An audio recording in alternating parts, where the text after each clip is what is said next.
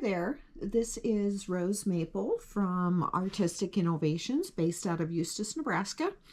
Today we are going to be using a potato stamp that we made in another video, and we will be stamping it on the back of this denim jacket. We're going to be starting out with the stem part on this, so you'll be able to see that. And then I'm going to probably set it up to do a time lapse so you can see everything in fast forward motion on it. But here we are with our stamp that we cut out of a potato. It's a lot of fun. You can do a lot of different things. I have some flowers, I have some leaves, that type of thing done. This is the paint that I'm going to be using today. It is a fabric paint, a tulip, and it is a white matte. I'm going to be using this today, and also a brush so I can spread my paint out. And I'm just using a paper plate today as well, so I can go ahead and get rid of it. If you're using a paper plate, I would recommend putting a piece of saran wrap or plastic on top of there, because the paper plate will kind of flake off after it's been there a while. So you don't want that to happen. So if you put the plastic on there, you will stop that from happening. Or you could use a ceramic plate, or you could use something plastic. That would work just as well. Old plastic bag would even work for that matter. But I'm going to give my paint a little shake, and when I do this, I'm going to put some on the plate, not a lot. I'm going to close that up, and then I'm going to put it back, set it off to the side, and spread the paint out on here. Set my brush off to the side. I have my potato stamp here, and now I'm going to put it down where the paint is. Let's see how we did. You can see some there. And you can kind of move it around a little bit to load it up.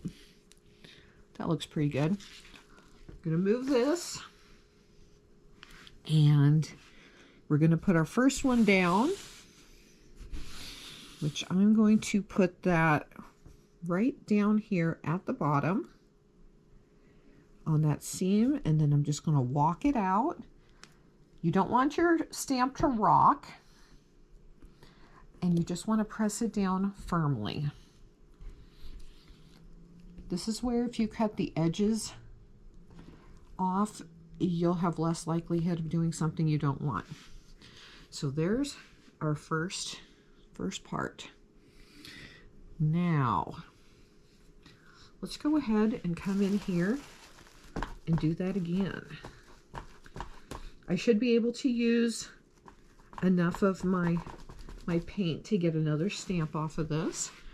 Now I'm just going to flip my stamp and line up the bottom of it with the bottom. Press it down, walk it out, press it firmly.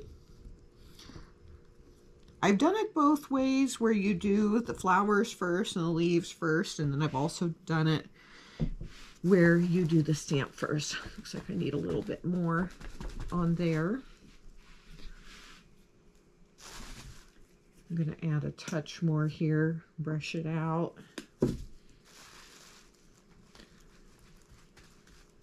If you're reapplying, you need to do it carefully.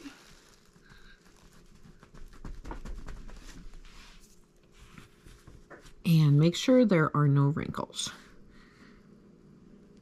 All right, so I'm going over exactly what I did before. Pressing it down. And then lifting it up. Looks like we need some special care down here. There. All right. So now I could take this and I could pull this over. I could go like that. I think I might actually go like that, because in that way I could put a bloom off there.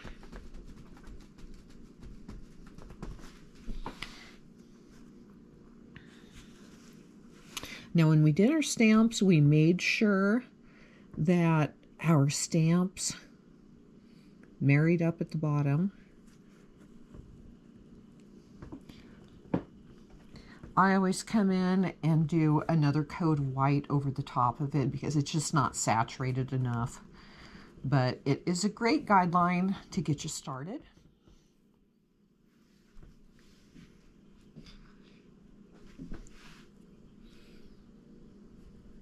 Come in and do that one side.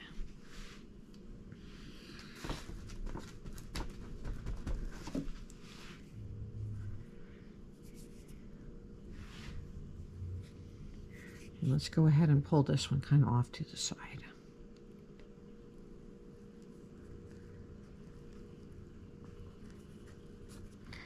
I do have some flower, bud, and different leaf stamps that I have made that I'm going to be adding on here to give a little more personality. But that is basically how you do that. You want to take your stamp, push it down carefully, don't wobble it, press it down, and then lift it up. And I like to go light and do the hand painting in there myself. So I go a little bit lighter on there, but you can do whatever you want to do. And you also want to make sure that the garment that you choose has enough contrast to whatever your paint color is. Well, thank you so much for watching. Have a great and a wonderful creative day.